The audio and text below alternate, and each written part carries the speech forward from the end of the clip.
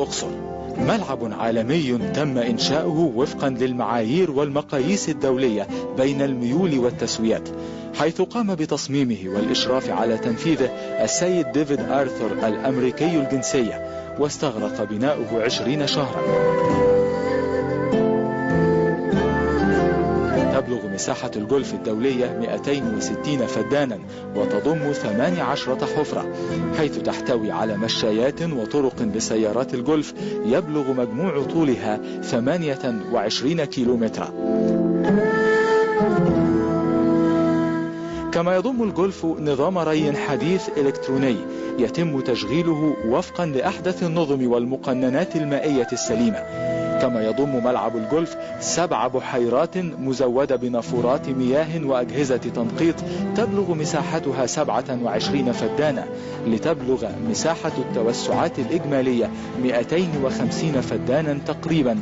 تم تغطيتها بشبكة ري حديثة تبلغ طولها تحت الأرض 52 كيلو مترا طوليا، زرعت كلها بأشجار مثمرة يبلغ عددها 22,000 شجرة، منها 1000 شجرة رمان و6000 شجرة زيتون و1500 نخلة مثمرة و5000 شجرة جوافة و5000 نخلة لأراضي التوسعات، ليصل عدد أشجار النخيل في أرض الجولف والتوسعات أكثر من 20,000 نخلة بين مثمر وزينة.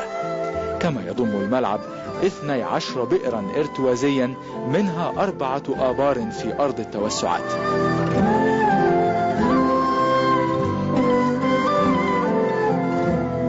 وعلى الجانب الآخر هناك ناد اجتماعي حديث لاستقبال اللاعبين والزائرين، ومحل لبيع أدوات الجولف، ومخازن واستراحات للعاملين، بالإضافة إلى صالة كبيرة متعددة الأغراض تبلغ مساحتها 1500 متر.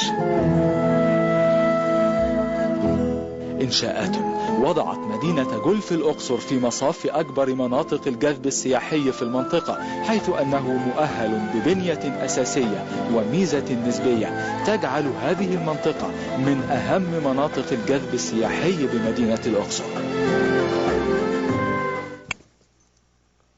جولف الأقصر ملعب مصري لكنه بمقاييس فنية ورياضية عالمية، ومسحة تاريخية لأنه هنا على أرض التاريخ، لذلك فجولف الأقصر جمع بين الحداثة والعراقة.